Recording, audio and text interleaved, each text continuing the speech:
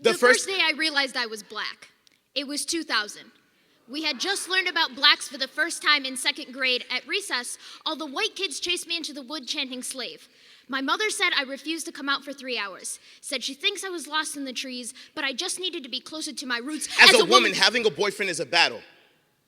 If 70% of us are abused in a lifetime, what is the number of men doing it? The answer is not one man running faster than light to complete a mission, and that is what leaves me sick. The second day I realized I was black was in a gas station. I only had 25 cents, so I searched what to spend it on. The cashier floated from aisle to aisle, eyes fixed on my hands. That was the first time I realized skin color was a crime. My body has become cause to write legislation, cause for ass smacks in the back of a class. My body has demanded everything except respect. I've been asked, what makes you feel unsafe? And I struggle not to yell everything. The third day I realized I was black was in an all-white cafeteria.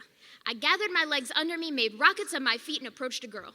She told me she was not into my type of guy. I felt the words shoot daggers into my melanin. I have never wanted to disappear so bad. As a woman, I've learned to answer to everything except my name. Little lady is not said to mean equal, but to make sure I remember my place, I battle between wanting to own my body and accepting there's a 1 in 4 chance a man will lay claim to my skin, a plot of land for the taking. The last day I realized I was black was in an elevator in California. To the white woman that told me she knows what it feels like to be black because she grew up poor, I would tell you to think before you speak, but your mind has got to be bacteria infected. And any filter through that labyrinth of nothingness might be worse than no thought at all. There's a group of women going around the room sharing their personal definition of feminism. He is the only man in the room, and all of a sudden, the tone switches to destroying the patriarchy by annihilating all men. Do you know what it feels like to be black? To pop lock your way in and out of hugs, it is not a problem you want to sympathize. But to tell me you know my pain is to stab yourself in the leg because you saw me get shot. We have 2 different wounds, and looking at yours does nothing to heal mine. Never will I turn away an ally. But when a man speaks on my behalf, that only proves my point. Movements are driven by passion, not by asserting yourself dominant by a world that already put you there.